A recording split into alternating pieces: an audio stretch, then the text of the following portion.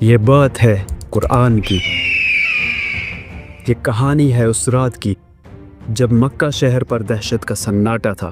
مکہ والو اپنی جان بچاؤ، ان کے آنے سے پہلے ہی یہاں سے بھاگ جاؤ۔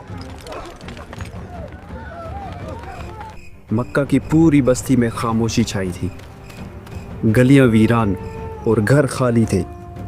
لوگ اپنی جان بچانے کے لیے پہاڑوں میں جا چھپے تھے۔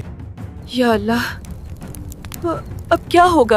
اور سبھی اسی فکر میں تھے کہ اس خطرے کا سامنا کیسے کیا جائے، کعبہ کو اور اپنی بستی کو کیسے بچائیں، کیونکہ مکہ کی طرف موت کا لشکر بڑھ رہا تھا۔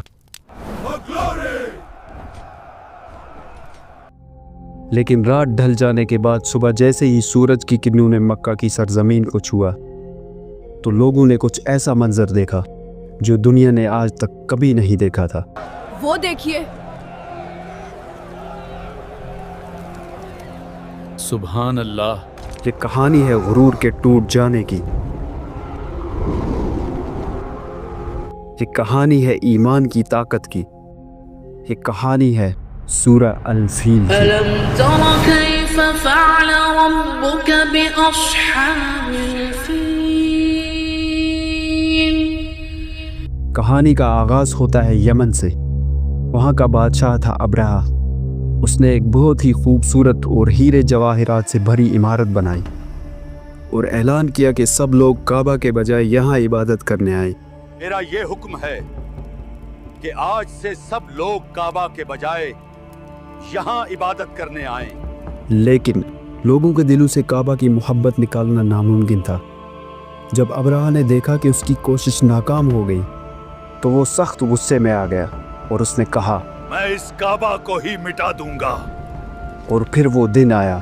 ابرہہ اپنی اس وقت کی سب سے طاقتور فوج لے کر مکہ کی طرف چل پڑا، ہاتھیوں پر سوار فوج جس کا مقابلہ کرنا مکہ کے نہتے لوگوں کے لیے بالکل ناممکن تھا۔ اس لیے وہ اپنی جان بچانے کے لیے مکہ کے پہاڑوں میں جا چھپے۔ بھائی، اب تو اللہ ہی ہمیں بچا سکتا ہے۔ سب لوگ اسی فکر میں تھے کہ کعبہ کو کیسے بچائیں، لیکن مکہ کے سردار اور ہمارے نبی صلی اللہ علیہ وسلم کے دادا عبد المطلب نے کہا، کعبہ کی حفاظت خدا خود فرمائے گا۔ اسی پریشانی میں مکہ والوں نے وہ رات گزاری۔ جیسے ہی صبح ہوئی، ابرہہ اپنی فوج کے ساتھ کعبہ کے بالکل قریب پہنچ گیا۔ آگے بڑھو، وہ رہا کعبہ۔ اور اس نے حملے کا حکم دیا۔ جلدی چلو، حملہ کرو۔ لیکن اس کا سب سے طاقتور ہاتھی جس کا نام محمود تھا آگے بڑھنے کے بجائے زمین پر بیٹھ گیا۔ ابرہہ نے اس ہاتھی کو بہت مارا اور پیٹا، لیکن اس نے کعبہ کی طرف ایک قدم بھی نہیں بڑھایا۔ اور پھر آسمان میں کچھ دکھا۔ یہ کیا مصیبت ہے؟ ہزاروں لاکھوں پرندوں کے جھنڈ، جھنڈ در جھنڈ۔ یہ کوئی عام پرندے نہیں تھے، یہ اللہ کا آسمانی لشکر تھا جو اللہ نے کعبہ کی حفاظت کے لیے بھیجا تھا۔ ہر پرندے کے دونوں پنجوں میں اور چونچ میں ایک کنکر تھا۔ پرندوں نے ابرہہ کی فوج پر پتھروں کی برسات شروع کی۔ ایسا لگ رہا تھا کہ آسمان سے آگ کے گولے برس رہے ہیں۔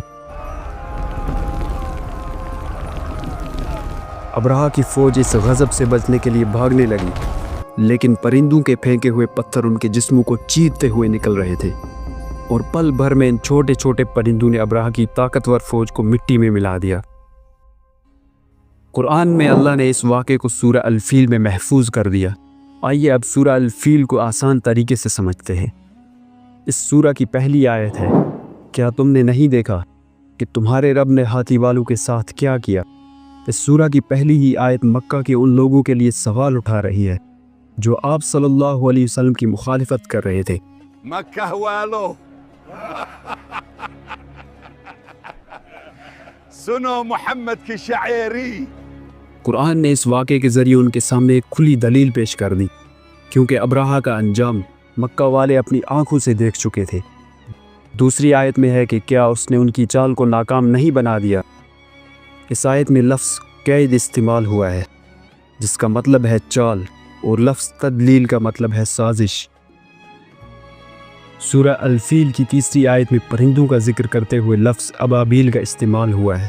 یہ کسی پرندے کا نام نہیں بلکہ ابابیل کا مطلب ہے جھنڈ کے جھنڈ یا گروپس میں آنے والے۔ آیت نمبر 4 کا ترجمہ ہے جو ان پر پکی ہوئی مٹی کے کنکر پھینک رہے تھے۔ اس آیت میں سجیل لفظ استعمال ہوا ہے جس کا مطلب ہے سخت، یعنی وہ پرندے ان پر پکی ہوئی سخت مٹی کے کنکر پھینک رہے تھے۔ یہ کنکر ابرہہ کی فوج کے جسموں کو چیر کر نکل رہے تھے۔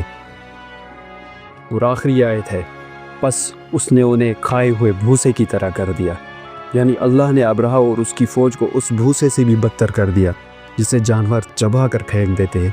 اس کی کیا ہی حیثیت ہوتی ہے۔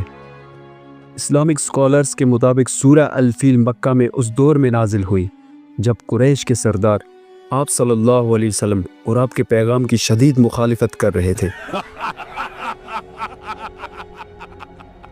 خدا نے اسے نبی بنا کر بھیجا ہے۔ اس سورہ کے ذریعے اللہ نے محمد صلی اللہ علیہ وسلم کو تسلی دی اور قریش کو ان کے انجام سے آگاہ کیا۔